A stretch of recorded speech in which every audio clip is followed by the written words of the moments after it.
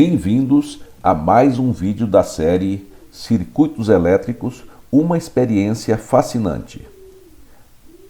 No mundo moderno, os circuitos elétricos aparecem na maior parte das atividades humanas.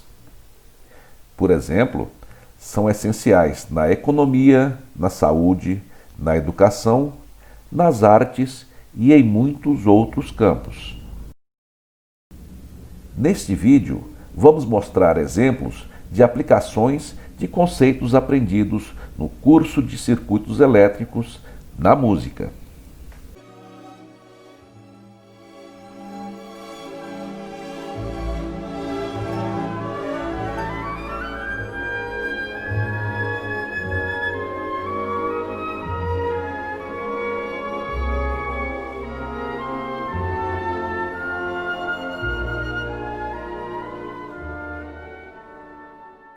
Inicialmente, eu tenho uma pergunta. Considere que tenhamos uma corda de violão. O que acontece quando essa corda é tangida? Temos aqui um simulador de corda vibrante. Vamos tocar a corda aqui no meio. Vejam que esta corda começa a vibrar de um lado para o outro.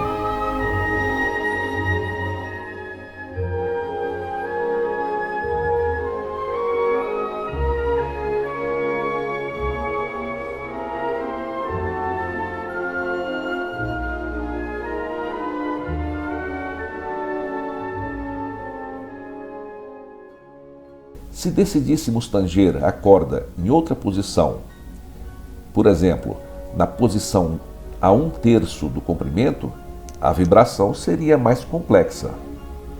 Mas vamos nos concentrar neste caso mais simples da corda tangida no meio. A equação que descreve o comportamento da corda vibrante foi descoberta pelo físico alemão Gustav Kirchhoff e, com ela, é possível prever com precisão o movimento da corda. Falando de modo simplificado, a corda vai vibrar para um lado e para o outro. Vamos mudar esta corda para a posição vertical. Quando ela vibrar para este lado, ela vai empurrar e comprimir o ar neste lado. E quando vibrar para este outro lado, ela vai comprimir o ar para este outro lado. Porém, ao mesmo tempo que o ar do lado esquerdo é comprimido pela corda, ela também faz que o ar do lado direito fique mais rarefeito. Vou representar essa rarefação com a cor vermelha. Assim, o verde vai representar o ar mais comprimido ou denso e o vermelho irá representar o ar menos denso. Assim, com a vibração da corda para um lado e para o outro, esses padrões alternados de compressão e rarefação irão se repetir ciclicamente. Vamos agora tentar entender o que acontece com essas alterações de densidade causadas pela corda. A equação que rege a propagação do som no ar foi descoberta pelo suíço Leonhard Euler, um dos maiores matemáticos de todos os tempos. Não vamos discutir aqui os detalhes da equação. Vamos discutir os seus efeitos. A equação deduzida por Euler mostra que essa sequência de compressões e rarefações irá se propagar para todos os lados com uma velocidade de aproximadamente 300 metros por segundo. Para ver melhor essa situação, vamos usar o maravilhoso simulador acessável no website faldstad.com. Podemos ver nessa simulação que as ondas sonoras se propagam a partir da corda para os dois lados. Aliás, minto. Se observarmos as ondas a partir da região de cima da corda, vamos ver que, na verdade, as ondas se propagam em todas as direções. Agora, vamos então voltar ao ponto de vista em que iniciamos. Ok, vejam então que a sequência de compressões e rarefações que ocorrem próximo à corda, de fato, se propagam. Se colocarmos um sensor de pressão em alguma posição, aqui, por exemplo, é possível detectar a passagem da onda, pois o sensor detecta a densidade do ar ou, equivalentemente, a pressão do ar. Esse sensor transformará a pressão em uma forma de onda elétrica que terá a mesma forma que a forma de onda de variação de pressão neste ponto. O nome desse sensor é microfone, e o primeiro dispositivo realmente funcional foi inventado por Alexander Graham Bell. Esse sinal, então, tem a mesma forma de onda de tensão que a forma de onda do som. Essa forma de onda pode ser amplificada por um circuito elétrico chamado amplificador. E na saída do amplificador vai aparecer uma cópia do sinal, mas com amplitude ou potência muito maior. E depois de amplificado, o sinal poderá ser alimentado para um transdutor que vai converter de volta o sinal em forma de tensão elétrica para o mesmo sinal em forma de pressão sonora. O nome desse transdutor é alto-falante, que converte de volta o sinal elétrico em um sinal sonoro, como o sinal original, mas com amplitude muito maior.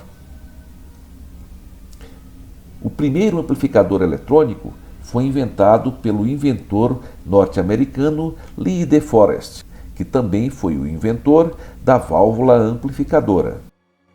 A possibilidade de amplificar o som teve impactos profundos em várias atividades humanas.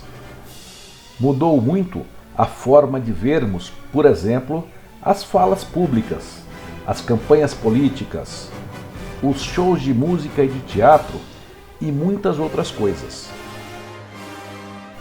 Pouco depois que surgiu essa tecnologia, surgiu também uma outra tecnologia de muito impacto, a tecnologia que permite gravar o som. Outra aplicação dos circuitos é a gravação. Essa forma de onda pode ser gravada de várias formas. Um exemplo é o antigo long play ou LP. Nessa tecnologia, a forma de onda elétrica é amplificada e aplicada a um sistema com um solenoide e um magneto, que movimenta uma agulha de gravação que vai rasgando uma trilha que tem a profundidade com o mesmo perfil que a forma de onda. Depois, como o disco gravado vai rodando, essa trilha vai sendo gravada em uma trajetória em espiral. Para reproduzir a gravação, o disco é rodado e uma agulha, que também contém um solenoide e um magneto, transforma o perfil gravado na ranhura em ondas elétricas, que depois podem ser amplificadas. O surgimento do LP causou uma revolução na música similar à revolução que a invenção da imprensa causou nas áreas que envolvem a escrita. Essa possibilidade de amplificar o som e gravá-lo mudou radicalmente a forma como as pessoas apreciavam a música. Por exemplo, na época em que o grande compositor Bach viveu, somente uma pequena parte da população tinha o privilégio de ouvi-lo, pois, em boa parte de sua carreira, ele compunha e executava uma obra por semana para as missas de sua igreja. E muitas vezes essa obra era executada uma única vez na história. Com o tempo, todos passaram a ter acesso a essas obras.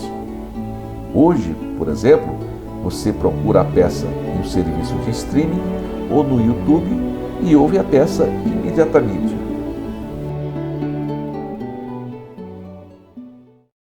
Hoje, o processo de gravação de música é diferente do processo usado no LP. É o processo digital. Mas os circuitos elétricos continuam, da mesma forma, fundamentais para esse processo também. Os circuitos elétricos também permitiram muitas outras coisas, entre elas a gravação não somente de sons, mas também de imagens.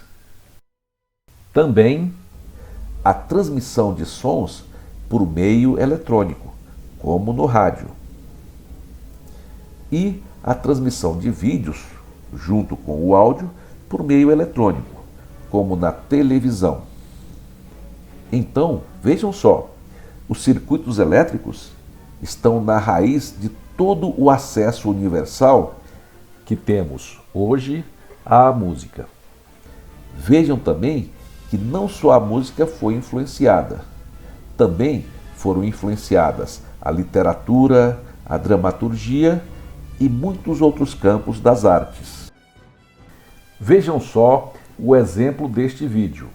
Faz parte dele uma grande peça teatral, escrita por um grande escritor de peças teatrais, que foi usada como base para uma magnífica composição musical por um grande compositor russo.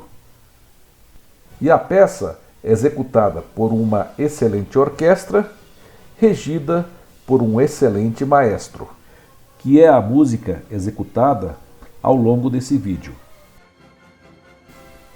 Então, com base nessas tecnologias, um professor comum como eu tem a possibilidade de usar todos esses recursos para compor o seu material didático. E possibilidades como essa podem ser consideradas como dádivas dos circuitos elétricos. Então, o título Circuitos Elétricos, uma experiência fascinante, está absolutamente correto, pois os circuitos elétricos são não só, de fato, uma experiência fascinante, mas também, no mundo moderno, uma parte fundamental da nossa vida. Muito obrigado pela sua atenção.